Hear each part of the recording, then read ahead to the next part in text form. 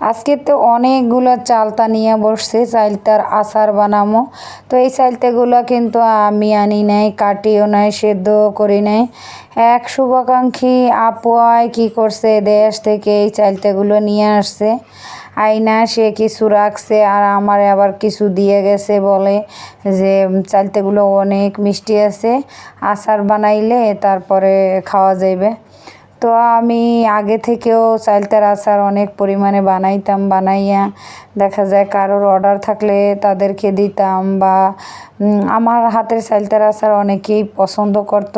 তো আমি এই জন্য বেশি করে বানাইয়া কম বেশি সবাইরই একটু দিতাম।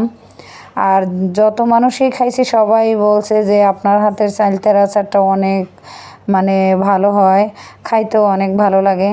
যাই হোক, এখানে অল্প পরিমাণে আমি চিনি দিছি, বেশি দিব না, কারণ যেহেতু চালতাটা একেবারে খাইতে কিন্তু মিষ্টিই। তো অনেকক্ষণ ধরেই জাল টাল করছি, তখন আর মানে ভিডিওটা করতে আমার মনে ছিল না, কারণ অন্য কাজ ছিল এদিকে। চালতা নাড়তে হয়, মানে হাতে লাগে খুব, মানে আর ওদিকে আবার তাড়াতাড়ি না নাড়লে নিচে লাগে যায়। এই যে চালতা উঠাইতে পারি নাই, এর মধ্যে তাদের খাইতে হইবে, বাটি নিয়ে আইসে বসছে। আর আমি আজকে কিন্তু এখানে কোনো ঝাল দেই নেই, আজকে এমনি এই যে মিষ্টি দিয়ে উঠিয়ে ফেলাইছি। কালকে শুকনো মরিচ চাই না, তারপরে ঝাল দেব। আর আজকে ঝাল দেই নেই, মিষ্টি মিষ্টি হয়েছে। এই অবস্থায় দেখেন কি পরিমাণে খাওয়া শুরু করছে। কালকে একটু পাঁচফোড়ন, তারপরে একটু মানে ঝাল দিয়ে টিয়ে তারপরে একেবারে শেষ করে মানে নাড়াচাড়া দিয়ে তারপর উঠেই ফেলাবো। আর এইখানে দেখেন এই যে কালার পেপারগুলো খুব সুন্দর করে সেলে কাইটা বৈশা বৈশা তারপরে বক্স বানাইছে তার আপুর বার্থডে, এই জন্য এই বক্সের ভিতরে জানি কি দিবে আমি জানি না, তবে এটাও একটু ভিডিও করলাম, দেখতে কিন্তু অনেক সুন্দর লাগতেছে, অনেক ধৈর্যের কাজ। আমার মাঝে মধ্যে দেখলে অবাকই লাগে যে ওরা এত সুন্দর করে এক একটা জিনিস বানাইতে পারে, খুব ধৈর্য সহকারে। আর আজকে আবার শুক্রবার দিন, ভার্সিটি খোলা ছিল উন্মুক্তের। তো আমি গেছি, আমার বান্ধবী আবার ওর মেয়ে নিয়ে মানে আসছে। তো ওর সাথে আমি আবার একটু দুষ্টুমি করতেছি, বলতেছি যে তুমি হাঁটো, আমি তোমারে মানে ছবি তুলে দেই। তো ও মজা করতেছে আর আমিও এই ফাঁকে একটু ভিডিও করে নিলাম।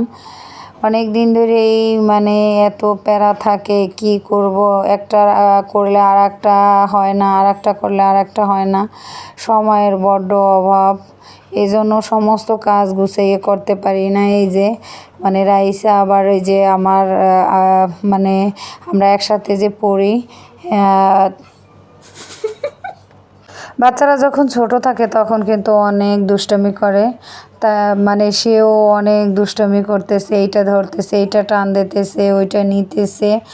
আর বাচ্চারা তো সব সময় বাসার ভিতরে আটকা থাকে, বাইরে বের হইলে তাদের তো মানে আটকাই রাখাই যায় না।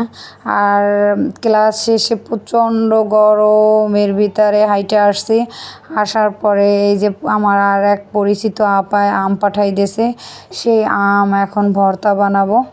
এমনিই তো প্রচণ্ড গরম, আর তার গাছের আম একেবারে একটু একটু মানে লাল লাল হয়ে আসছে। অনেকগুলো আমি পাঠাইছে, আবার আচার বানাইয়ে পাঠাইছে। আমার যত শুভাকাঙ্ক্ষীরা আছে তারা গ্রাম থেকেও যদি কোনো কিছু নিয়ে আসে তাও আমাকে মানে দিয়া তারপরে তারা খায়। কিন্তু আমার এমনই অবস্থা, আমি কখনোই কোনো কিছু আনলে তাদেরকে দিতে পারি না। আর তেমন একটা তো আমার বাড়ি যাওয়াই হয় না, যদিও যাই তাহলে আমি মানে কি আনবো, দেখা যায় ওই সিজনে তেমন কোনো কিছুই পাওয়া যায় না। আর যদিও একটু পাই তাহলে আমার কচুর লতি, কচু এগুলো পছন্দ, অন্য কোনো কিছু না আনলেও আমি এগুলা খুঁজে তারপরে আনার চেষ্টা করি, কারণ আমার ঢাকা বৈশা আমি কচুর লতি কিংবা কচুর শাক কিনা খাই না।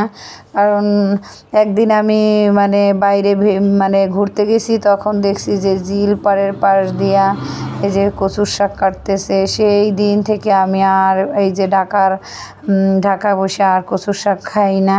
লতিও আমি বাড়ি থেকে যদি নিয়ে আসি তাহলে খাই, আর নাইলে মানে খাই না, খুব কমই কেনা পড়ে।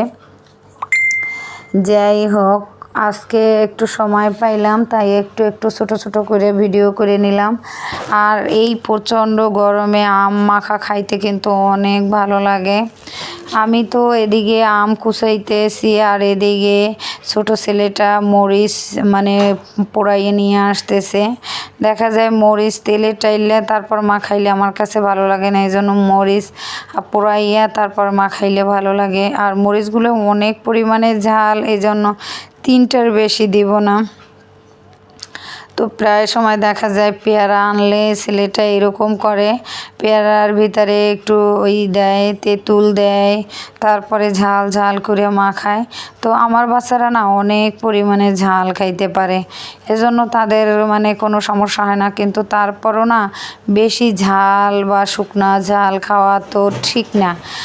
আর আমারে একেবারে শুকনো ঝাল খাইতেই ডাক্তার নিষেধ করে দিয়েছে। এজন্য দেখা যায় যে মানে আমি খাইতে গেলেও অনেক সময় নিষেধ করি যে তোমরাও খাইও না। কিন্তু শুকনো ঝালটা না দিলে আবার কোনো ভর্তা হোক বা কোনো কিছু হোক তাহলে ভালো লাগে না। যেহেতু খাইয়া এইভাবে অভ্যাস হয়েছে, এখন দেখা যায় কাঁচামরিচ দিয়ে খাইলে কোনো কিছু ভালো লাগে না। কিন্তু আসলে কি কাঁচামরিচ দিয়ে খাওয়াটাই কিন্তু ভালো।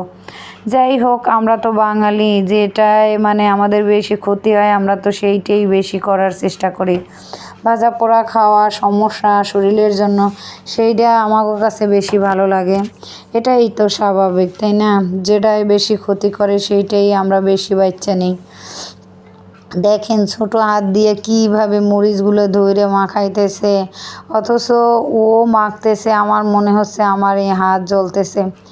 আমি তো ওরা ছোটো থেকেই দেখা যায় কোনো ভর্তা বানাইতে গেলেও আমার হাত জ্বলে, এজন্য আমি তো তেমন একটা মরিচ টরিচ মাখাই না, বাচ্চারাই এরকম মাখায়।